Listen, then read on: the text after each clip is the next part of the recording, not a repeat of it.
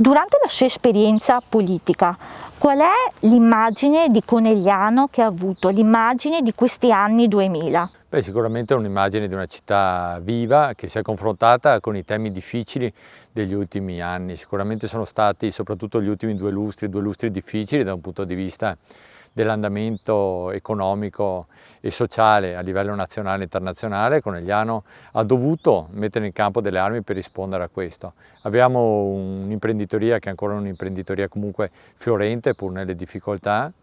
Siamo un territorio poi che ha un grande valore aggiunto nel volontariato, per cui sono riuscito a vedere anche da un posto privilegiato come quello del sindaco 3 anni e mezzo di grande attività del volontariato, soprattutto nell'ultimo anno che è stato un anno drammatico da un punto di vista sanitario e che ci ha visto tutti impegnati nella lotta al coronavirus. Tantissime persone si sono messe in gioco, hanno aiutato gli altri e diciamo che questo ha fatto la differenza e ha fatto in modo che in un periodo drammatico potessero venire alla luce anche i grandi valori che sono stati, i valori che ci sono stati insegnati, sono i valori caratteristici del territorio veneto e in particolare del trevigiano e del coneglianese.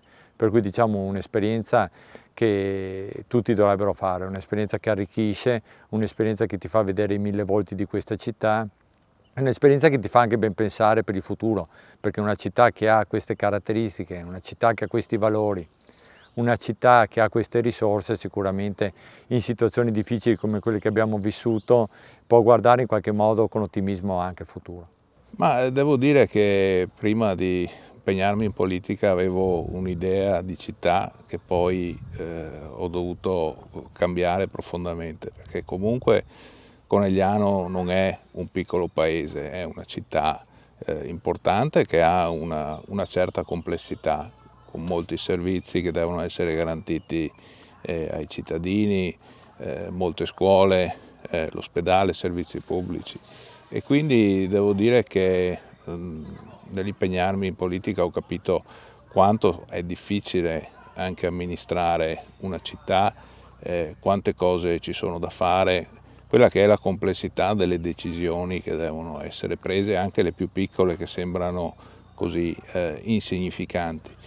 Chiaramente c'era così la speranza di vedere una Conegliano che necessitava di essere sicuramente, necessita ancora di essere rilanciata.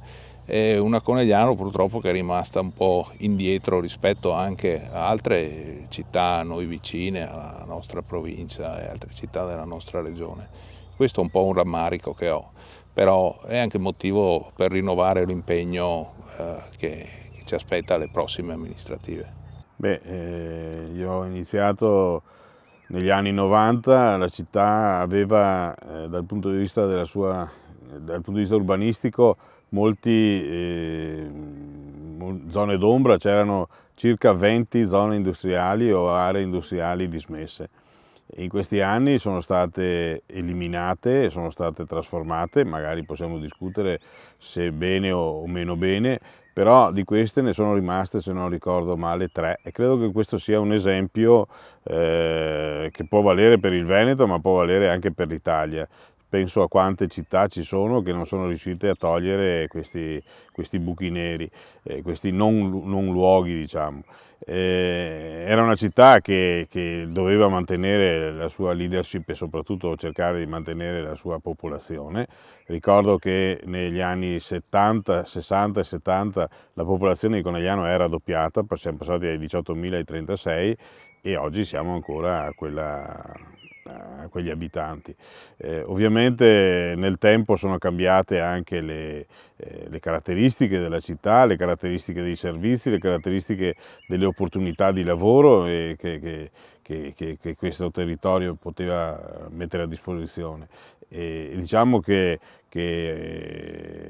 la città è significativamente evoluta in questi 20 anni.